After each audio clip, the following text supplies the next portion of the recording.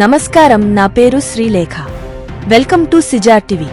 తాజా వార్తలు విషయానికి వస్తే, రాజకీయాల్లో యుద్ధమే తప్ప బంధుత్వం ఉండదని జనసేన అధినేత పవన్ కళ్యాణ్ అన్నారు.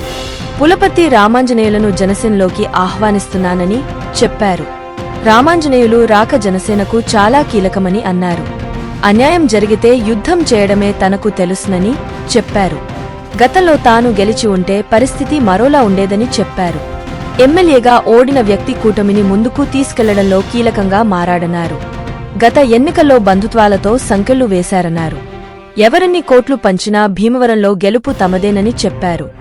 175 సీట్లలో టీడీపీ, బీజేపీ, జనసేన పోటీ చేస్తాయన్నారు. అక్రమంగా అధికారం ఒక్కరి దగ్గర చేరితే బతకలేమన్నారు. భీమవరంలో కొమ్ములు తిరిగిన వాళ్లున్నారని, అయినా ఒక్క జగన్కు భయపడుతున్నారన్నారు. పార్టీ పెట్టడానికి తాను సొంత అన్నని కాదని బయటకు వచ్చానని తెలిపారు. ఆయనను ఇబ్బంది పెట్టానని చెప్పారు. తాను నిర్ణయం తీసుకునే ముందు 1,00,000 ఆలోచిస్తానని పవన్ కళ్యాణ్ వివరించారు. జనసేన గెలిస్తే భీమవరంలో డంపింగ్ యార్డు సమస్యను పరిష్కరిస్తామన్నారు.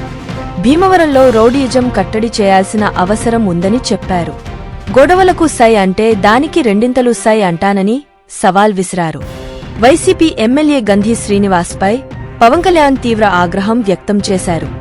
భీమవరంలో ఎమ్మెల్యే దౌర్జన్యాల వల్ల ఆఫీసు ఇవ్వడానికి కూడా చాలా మంది భయపడ్డారని అన్నారు. తనకే స్థలం ఇవ్వడానికి భయపడుతున్నారంటే అక్కడ రౌడీయిజం ఎలా ఉందో అర్థం అవుతోందన్నారు. భీమవరం కుబేర నగరం, కానీ వైసీపీ నేతలు రౌడీ నగరంగా మార్చారని ధ్వజమెత్తారు.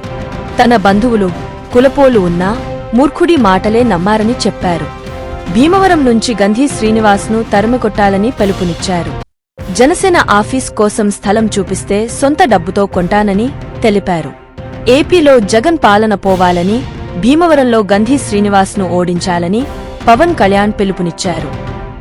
మరొక తాజా వార్తలతో మీ ముందుకు మళ్లీ వస్తాను. అంతవరకు సెలవు. సిజేఆర్ టీవీని సబ్స్క్రైబ్ చేయండి. ఈ వీడియోను లైక్ చేయడం మరియు షేర్ చేయడం మర్చిపోవద్దు.